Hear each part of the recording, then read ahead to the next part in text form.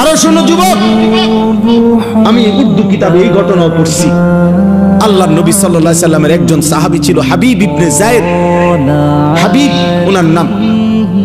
নবী সাল্লাল্লাহু আলাইহি সাল্লামের এই সাহাবীকে একজন মিথ্যা নবী দাবিদার, সর্বপ্রথম যে নিজেকে মিথ্যুক নবী দাবি করছিল নবী সাল্লাল্লাহু আলাইহি সাল্লামের ইন্তেকালের কয়েকদিন আগে, তার নাম হলো মুসাইলামাতুল কাজ্জাব। তখন নবীজি তখন জীবিত, একেবারে লাস্ট টাইম। এই সময় সে নিজেকে মিথ্যা নবী দাবি করছিল।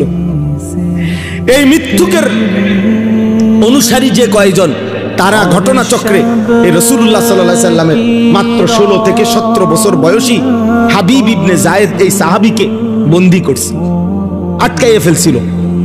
আটকাইয়া যখন মুসাইলামা ওই মিথ্যুক ভণ্ড নবী দাবিদারের কাছে আনছে, তো ওই বেঈমান মুসাইলামা ওনার এই সাহাবী হাবিবকে, সুন্দর চেহারা 17 বছরের ছেলে, নবীজির সাহাবী, ওনাকে বলছে, হাবিব তুমি একবারের জন্য শুধু বলো আমি মুসাইলামা আল্লাহর নবী।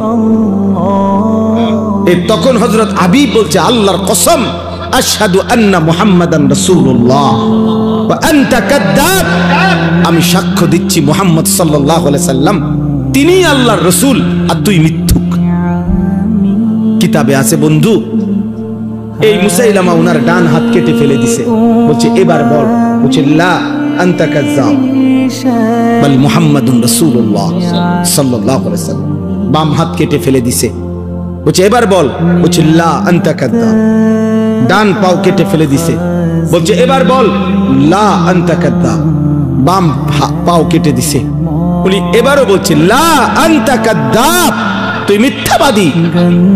শেষ পর্যন্ত জিহ্বা টেনে ছিঁড়ে ফেলছে, শরীরটা কাইটা টুকরা টুকরা করে, খোদার কসম বুটি বুটি পিস পিস বানায় ফেলছে, গোশতের টুকরার মতো। এরপরে হযরত হাবিব ইবনে যায়েদের পবিত্র লাশকে টুকরা টুকরা করে ছিন্ন ভিন্ন করে ফেলে দিছে।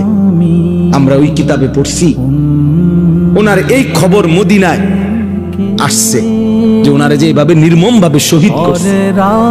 তখন ওনার মা ছিল মহিলা সাহাবী, ওনার আম্মাও মহিলা সাহাবী, উম্মে আম্মারা ওনার মায়ের নাম।